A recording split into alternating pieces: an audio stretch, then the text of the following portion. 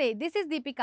Welcome to Jaitra entertainments. భక్తి పోయి రక్తి కావాల్సి వచ్చిందా? దేవుడి ముందు ఈ చెత్త పనులేంటి? గణపతికి కూడా రాజకీయాలు అంటగడతారా? ఆ స్టోరీ ఏంటో ఇప్పుడు చూద్దాం. తెలుగు రాష్ట్రాల్లో వినాయక చవితి వేడుకలు ఘనంగా జరుగుతున్నాయి. వాడవాడలా వీధి వీధిన ఎటు చూసినా గణపతి దర్శనం లభిస్తోంది.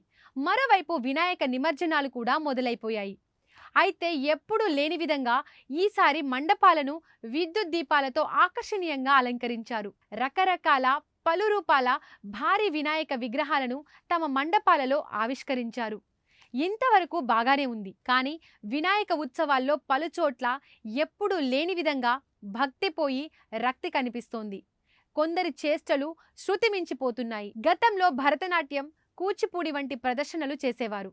ఈరోజు ఆధ్యాత్మిక పాటల స్థానంలో ఐటెం సాంగ్స్ వినిపిస్తున్నాయి, కనిపిస్తున్నాయి. అసలు విషయం ఏమిటంటే, తిరుపతిలోని సప్తగిరి నగర్ వినాయక స్వామి మండపం వద్ద సాంస్కృతిక కార్యక్రమాలు నిర్వహించారు. అవి ఇలాంటి సాంస్కృతిక కార్యక్రమాలు కావు. రికార్డు డ్యాన్సులతో హోరెత్తించారు. అది కూడా వినాయకుడి మండపంలోనే. ఇక అందరి చేతుల్లోనూ స్మార్ట్ ఫోన్లు ఉండడంతో ఆ నృత్యాలను వీడియో తీసి సోషల్ మీడియాలో పెట్టారు. దీంతో ఆ వీడియోలు వైరల్గా మారిపోయాయి.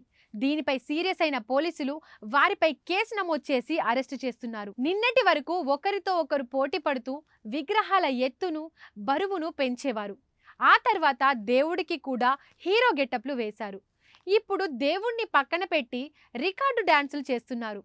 వినాయకుడే కాదు, ఏ దేవుడి విగ్రహం ముందైనా అశ్లీల నృత్యాలు ప్రదర్శించడం దురదృష్టకరం. ఇప్పటికే మన సాంప్రదాయక నృత్యాలు ఆదరణ లేక మరుగున పడిపోతున్నాయి. ఇప్పుడు ఈ అశ్లీల నృత్యాల కల్చర్ ఎక్కువైతే మన సాంప్రదాయ నృత్యాలను పుస్తకాల్లో మాత్రమే చదివే పరిస్థితి వస్తుంది. అలాగే వినాయక మండపాలను రాజకీయ నాయకులు కూడా తమ ఇమేజ్ కోసం వాడుకోవడం కరెక్ట్ కాదు.